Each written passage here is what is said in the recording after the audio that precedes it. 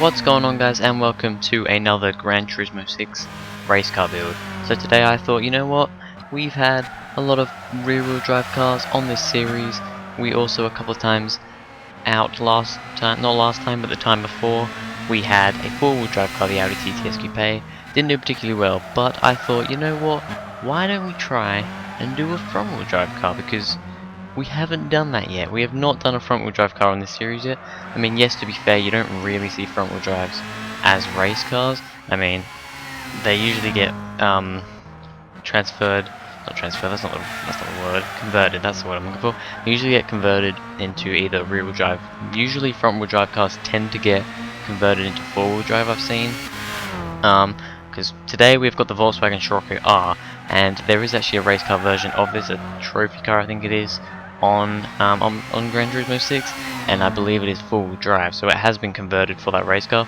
But I wanted to see how this car would actually do, the stock version, when it's still front-wheel drive. I wanted to see how it would go. So, the Scirocco R, what are its statistics? What are its statistics? I can't say statistics apparently, because it is 9 o'clock in the afternoon, evening. Yes, I'm gonna get on with this now.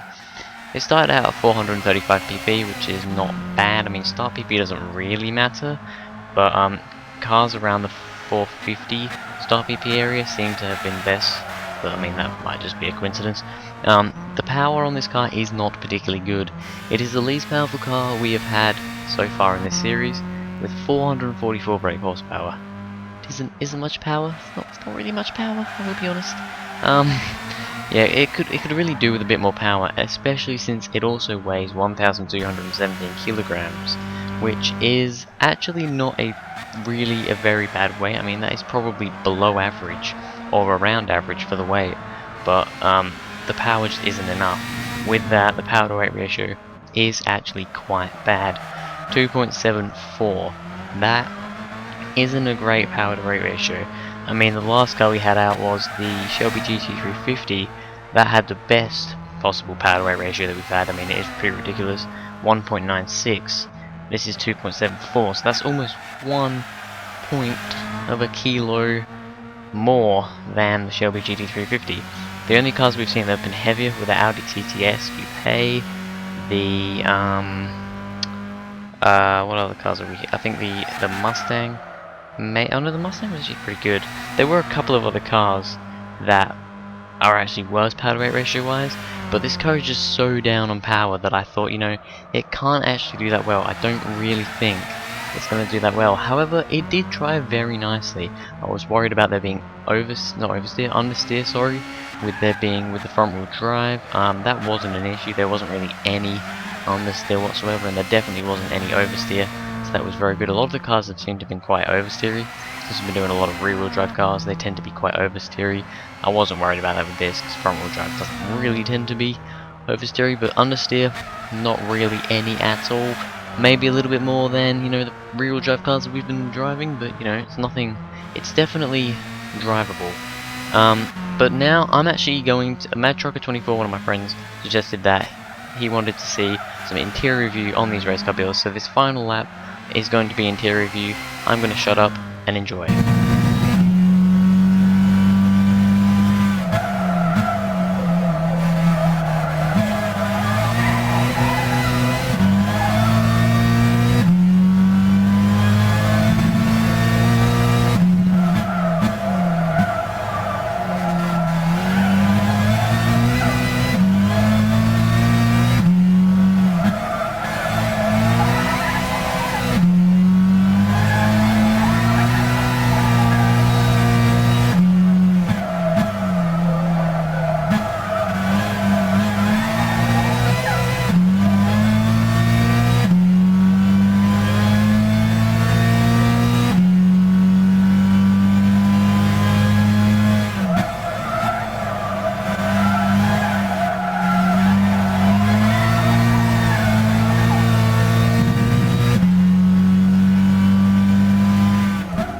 Alright, so after the 5 laps, I got a time of 55.384, with the Scirocco, which is actually a very good time. I did not expect it to go that fast. It is just ahead of the Shelby GT350, which got a 55.413, just behind, and like really just behind, the Honda S2000 with a 55.273. So it goes into 4th place. There are 10 cars altogether. I just couldn't really fit 10 on the page, so every time now on it will just be 8, and whatever 8 are kind of around the car that's in the episode, that will be how it works. You'll see when we go on that, yeah, 8 cars, but there's actually 10. There's the Mustang and the Audi TTS below the Subaru. But yeah, that is it for this video, guys. So thank you very much for watching. If you enjoyed, please go ahead, like and subscribe. Comment what other cars you want to see me do a build on in a race car build on in Gran Turismo 6. I've already got the next one planned. We're going to be doing a Nissan Silvia S15. Mad Trucker suggested it, so I thought, you know what, we will do that next. So look out for that. And thank you guys very much for watching, and I'll see you in the next video.